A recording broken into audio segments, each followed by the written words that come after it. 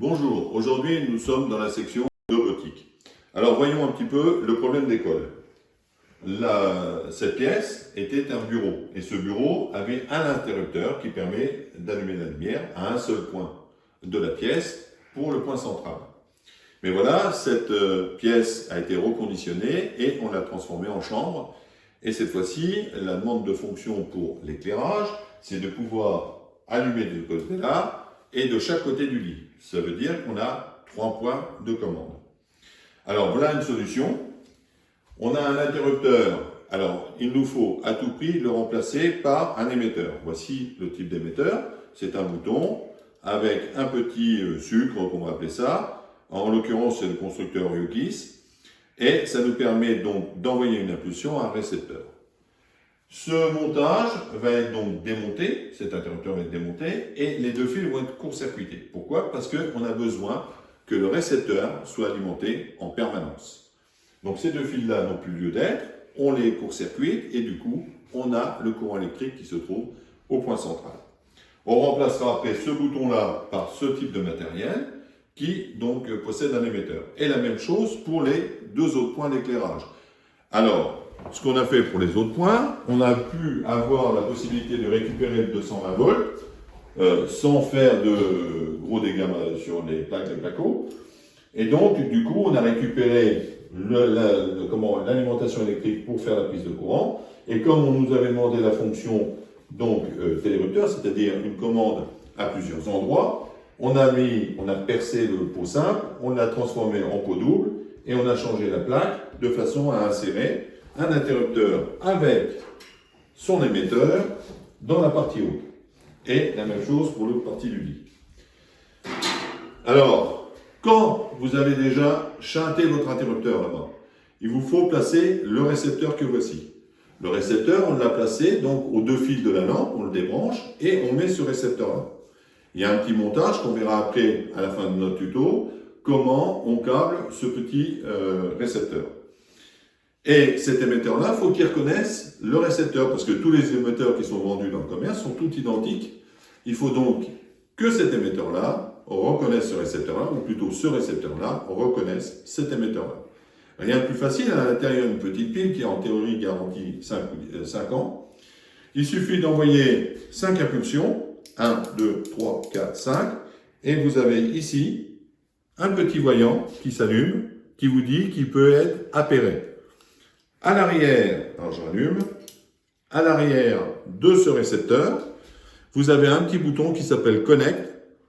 Vous prenez un cure-dent ou quelque chose de non conducteur et vous allez appuyer dessus et à ce moment-là, le récepteur va reconnaître votre émetteur. Vous avez donc le bouton sans fil à l'entrée, le bouton à côté du lit et le bouton de l'autre côté du lit.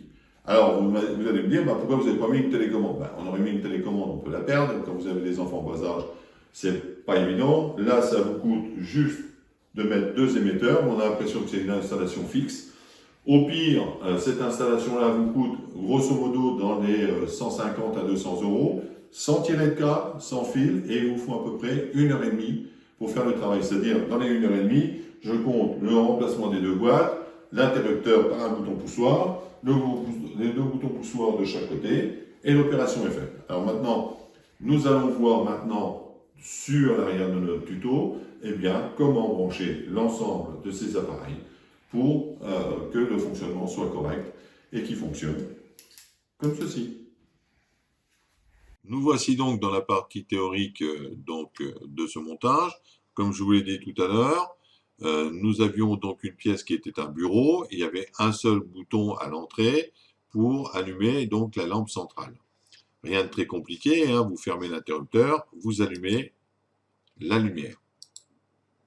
Jusque-là, rien de très compliqué. Nous, ce que l'on veut, c'est un montage de ce type. C'est-à-dire 3 boutons, un bouton à l'entrée et 2 boutons de chaque côté du lit. Enfin, un bouton de chaque côté du lit. Puisque cette pièce passe du statut de bureau vers le statut de chambre. Je rentre dans ma chambre, j'allume la lumière, je vais me coucher, j'éteins la lumière de côté du lit, je me lève le matin, j'allume la lumière du côté du lit, je sors de la pièce, j'éteins la lumière. Si vous avez un lit à 2 personnes, il faut que chacune des deux personnes puisse piloter la lumière centrale. C'est pour ça qu'on a besoin de 3 boutons. Alors, hors de question de faire des rainures dans le mur, de découper les plaques de placo, la personne ne veut pas de ça. Donc la seule solution qui nous reste, c'est une solution sans fil. Pour cela, on va reprendre le montage de départ. Pour pas faire de travaux importants, ben vous allez déjà supprimer l'interrupteur. On va supprimer l'interrupteur parce qu'il va nous falloir du courant ici en permanence. Donc pour ça, on va enlever l'interrupteur et le raccorder sur un connecteur de type Wago qui va rassembler les deux fils. Ce connecteur, ben évidemment, il restera au fond de la boîte puisque c'était la boîte de l'interrupteur. Ensuite, nous allons donc poser 2 autres boîtes d'encastrement de chaque côté du lit. Et nous allons aussi nous procurer 3 boutons poussoirs, un côté donc à l'entrée de la porte et puis un de chaque côté du lit.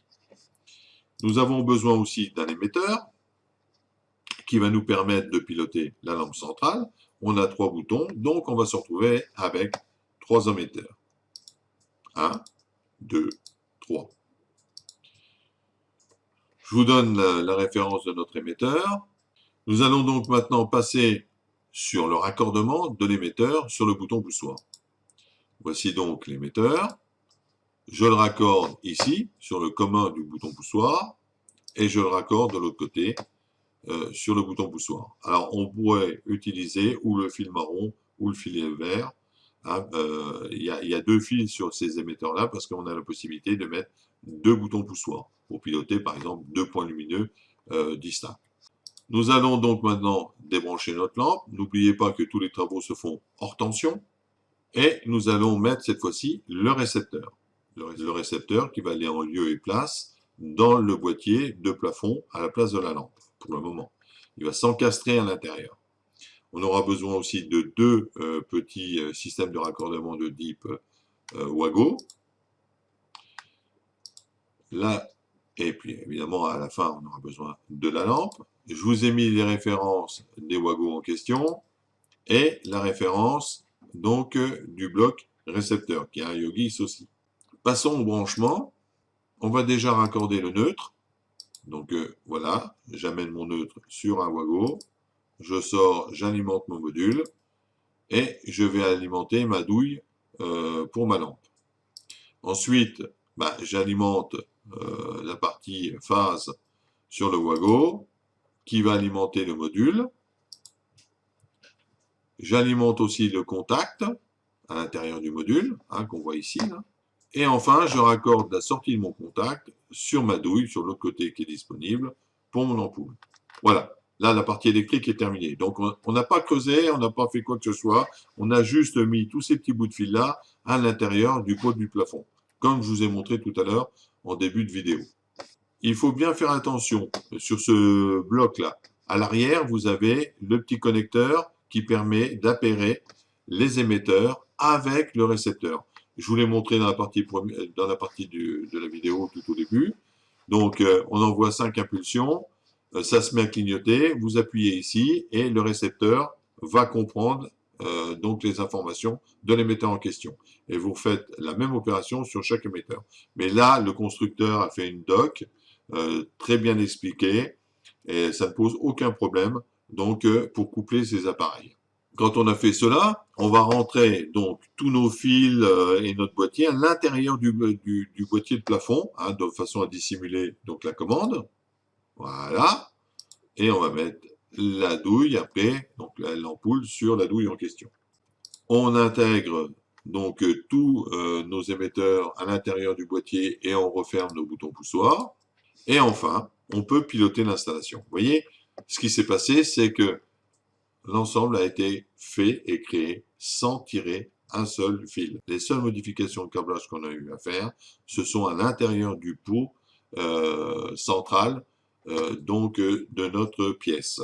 On a mis donc à l'intérieur le récepteur et on a mis après les fils qui vont donc sur la douille. Donc vous voyez, il n'y a rien de très compliqué là-dedans. Et on peut avoir un montage sans fil. L'avantage de ce type de matériel, c'est que si par exemple on veut un simulateur, on pourra remettre un autre émetteur ou sur un relais programmable ou sur une carte Arduino ou par le réseau pour pouvoir piloter l'éclairage à distance. Mais on verra ça dans un autre tuto. J'espère que les explications vous auront satisfait et je vous dis donc à la prochaine fois.